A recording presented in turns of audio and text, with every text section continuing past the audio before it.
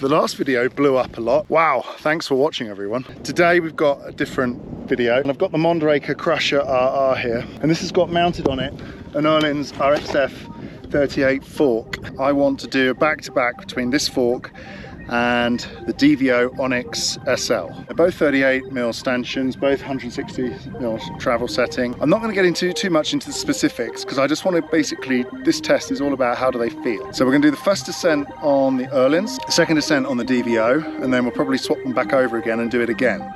So it's going to be quite a lot of work, so hopefully if you could subscribe to the channel and give me a good like, that would be great. And don't forget to also go visit Liat, who support the channel. Thanks a lot, and let's get going. I mean, look where I am, everyone.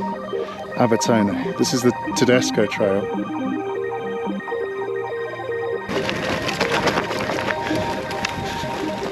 Here's the two forks. We've got the Ohlins 38 mounted. We're going to go and do a ride with that now. And we've got the ONYX D1, both worn in. So they're not box fresh out of the box. They've been ridden, let's say 5 hours each from being perfectly conditioned. I have a vague idea how they feel. And so all the bushings have loosened up. The forks are working, there's no problems with them. The right sag set for each fork already. I've got the right setting on the compression. So now it's just simply a case of change it over and ride. This crown is a bit different. You can also fit a mudguard there. I've got the air on the right here, compression settings on the left. And the rebound is underneath here. You can fiddle with that. You've got the lower air chamber as well here. You pump up this and you also pump up that for the ramp up. 38mm stanchions, nice. Looking at the DVO, the layout is reversed. There's also no progression adjustment without tokens, which you open up the fork cartridge and then you put the tokens in. The chassis is very similar in size, weights are close. DVO has high and low speed compression settings, which are done by the top dials, pretty easy to operate, very simple. Plus it has a single rebound control on the bottom. I just want to add in here, I would say the finish of the DVO is just marginally less nice than that of the Ohlins. Honestly, it's a bit of a mission to do this. Let's see how it goes. So here's the first corners. Let's just roll into these smoothly.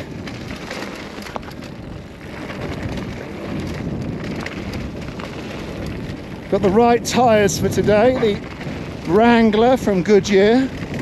I had them on the other day, first time on this bike. So this fork feels quite supple.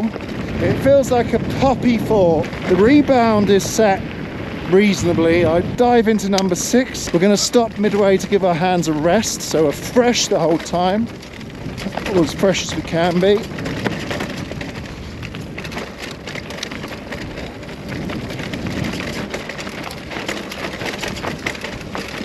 Slightly smoother trail, perfect for this kind of testing, nice and smooth.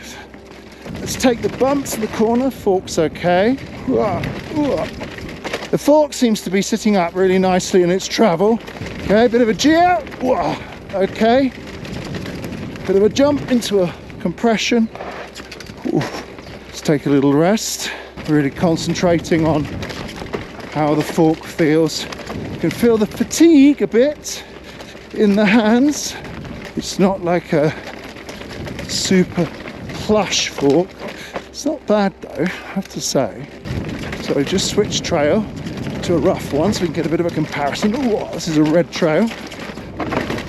Ooh, a lot more rocks. Feels really progressive. So it feels as it ramps up, it gets harder.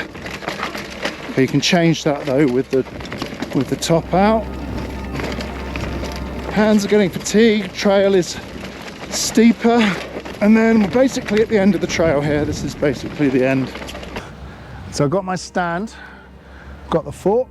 By the way, if you ever get a chance to use these feedback sports stands, they are flipping amazing. There's no headset cable routing, so it's easy without having to fight the cables. Changing the headset race, which was a total pain.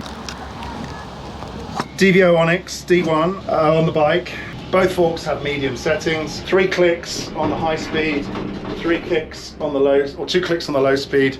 So should be enough just to give it a little bit of support. About to close the lift. We've got the last lift up. There's the place, Abitone. So we've got our berms and corners first. Let's give these a bash. See if it tracks differently.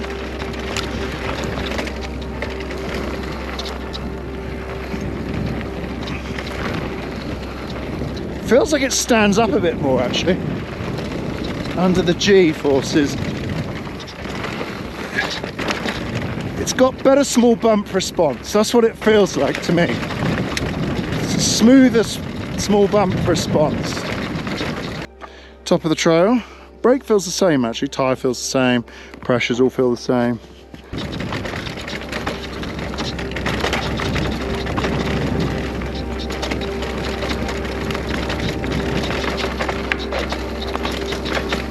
Okay, it feels less jarring. This fork feels less jarring. It's sitting in the middle of the travel more. Whoa, grip. Look at these trails, so perfect. The word in Italian is scorrevole, means fluid. It's not like the Ohlins was bad, but this is definitely a more comfortable ride.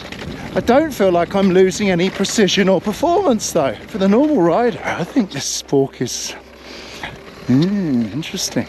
The rebound feels smoother. You can actually sort of feel where the fork is a bit better compared to the Ohlins. Let's just take a pause. It sits up in the travel well. It's G out. It doesn't, the ramp up is nice. This is a rough trail. Enduro. Okay. At this point, last time on the ride, I was struggling.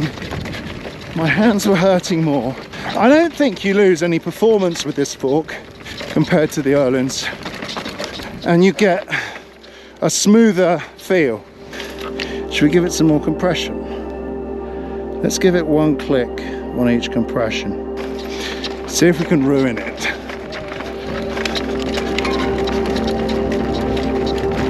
The chassis feels about the same, I have to say. I can't feel any difference between the chassis, but the cartridge feel. Okay, let's go down here. Oh, I got that better.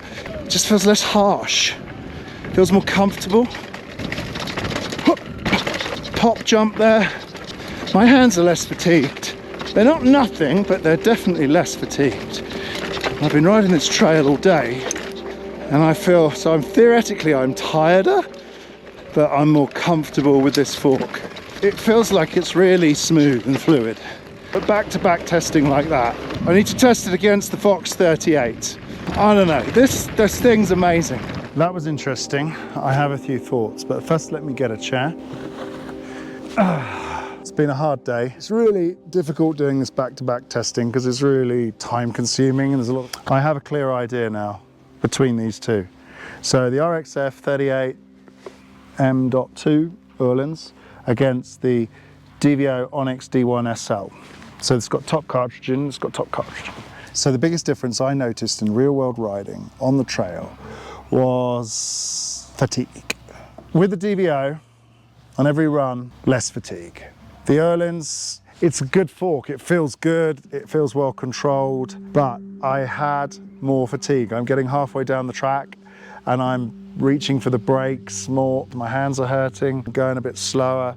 It feels a little less fluid in its movement. The DVO feels like it's looser, smoother in operation. I mean, the Ohlins, it doesn't feel harsh, but there's less fatigue.